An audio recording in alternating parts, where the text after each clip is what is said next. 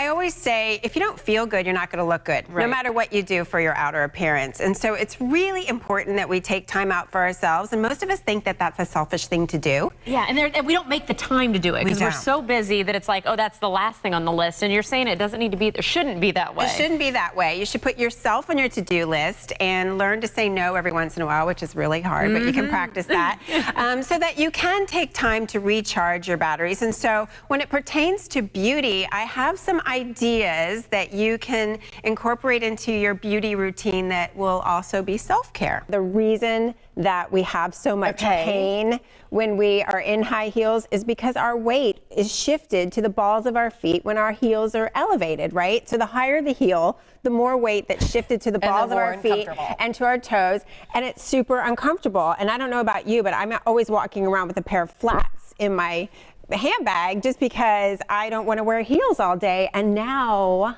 I've got the coolest. I can't wait to. I know. As soon as I'm done taping with the show every day, that's the first thing that comes off are my high heels. I put my flip-flops on. I look at your makeup seriously and decide what you need to toss and what you can keep, and you take inventory. But the most important reason that we do this is because a makeup, once you have it for a while, it starts to harbor bacteria, which can cause serious eye infections in your skin, acne, all kinds of issues. And I know we spend a lot of money on makeup.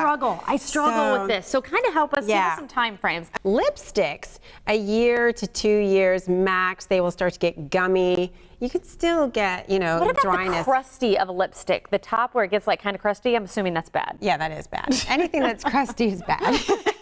And this is what I do, is I separate it by eyes, cheeks, foundations, and lips. It's so clean. And well, it's because it's brand new, because this one was my old one that I cleaned out from this summer. Look how quickly it gets dirty.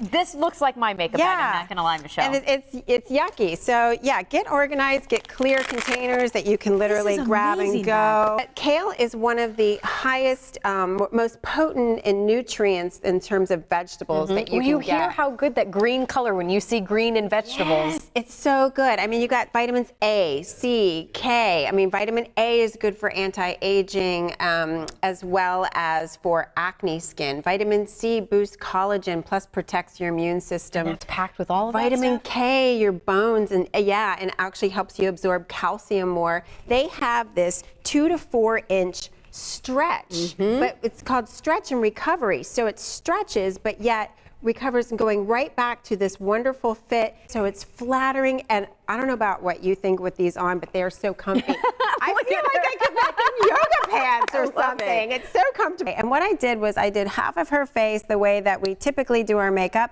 and then I did the other half in the way that I suggest that will make you look more youthful. I tend to wear more foundation because I think that's going to make me look younger, and you're saying no, that's actually not. What if you want that same coverage? So what I do is instead I use a lighter texture foundation, which is a less heavy coverage, and then I use a spot concealer in places that will actually cover where you need it more, rather than more of a mask-like effect. Good stuff. If we can look like Michelle, we're all winners.